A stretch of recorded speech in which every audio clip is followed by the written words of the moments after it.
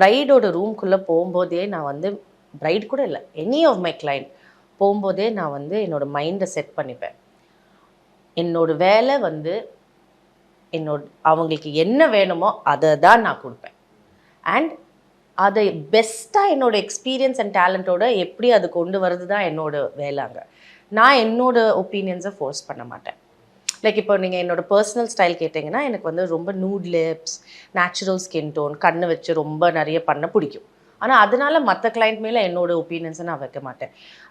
கிளைண்ட்ஸோட also in weddings, especially brides, அந்த day ரொம்ப ஸ்ட்ரெஸ்ஃபுல்லான day. It's the most important day of their life. அவங்க வந்து அவங்களோட லுக்ஸ் பற்றி தான் மெயினாக யோசிப்பாங்க. So already emotions are very all over the place அன்னைக்கு. ஸோ ரொம்ப காமாக பேஷன்ஸோட அண்ட் சாஃப்ட்னஸோட கிளைண்ட்டை டீல் பண்ணும். எனக்கு எவ்வளோ இயர்ஸ் எக்ஸ்பீரியன்ஸ் இருந்தாலும், நான் எவ்வளோ செலிப்ரிட்டிஸோட ஒர்க் பண்ணாலும், என் கிளைண்ட் என் ஃப்ரண்ட்டில் பிரைட் இருந்தாங்கன்னா அவங்கக்கிட்ட எப்போவுமே கேட்டு தான் நான் வேலை பண்ணுவேன். உங்களுக்கு இது பிடிச்சிருக்கா, ஏதாவது மாற்றணுமா, எல்லாமே ஓகேவா, அதை கேட்டுட்டு அப்புறம் தான் நான் வந்து போயிட்டு பண்ணிவிட்டு ஓகே இதுதான் எனக்கு பண்ண பிடிக்கும்னு இல்லை. It's very important that you give them what they want. அவ்வளோதான். Client is king in any industry. Customers always right.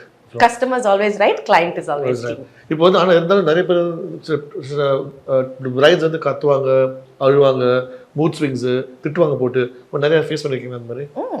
எல்லாரும் ஃபேஸ் பண்ணியிருப்பாங்க, நானும் ஃபேஸ் பண்ணியிருக்கேன். நீ வந்து என்ன காமாக இருப்பீங்க அந்த டைமில்? ஏர்லியர் டேஸில் கொஞ்சம் சென்சிட்டிவாக இருந்தேன். ஸோ நான் ஓடி பாத்ரூமில் போய் அழுவேன், அந்த மாதிரி பண்ணுவேன். இல்லாட்டி என் அம்மாவை கூப்பிட்டு இந்த மாதிரி ஆகுது அப்படின்னு சொல்லுவேன். In any industry with time you grow thicker ஸ்கின்ல. ஸோ ஹேண்டிலிங்கும் கொஞ்சம் ஈஸி ஆயிடுச்சு.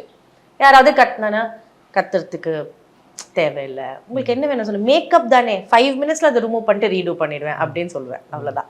So handling is very very important. அது ஸ்கில் வந்து பேஷன்ஸ் அது ரொம்ப முக்கியம்.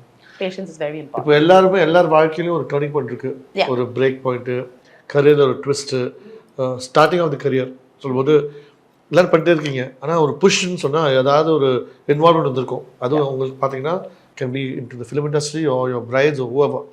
உங்களுக்கு வந்து டேர்னிங் பாயிண்ட்னு பார்த்தா உங்கள் வாழ்க்கையில் எதுவாக இருக்கும் டு ஸ்டார்ட் யுவர் கரியர்?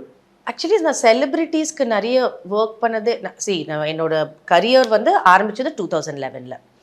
நான் செலிப்ரிட்டிஸோட ஒர்க் பண்ண ஆரம்பித்தது ஒரு 2015-16.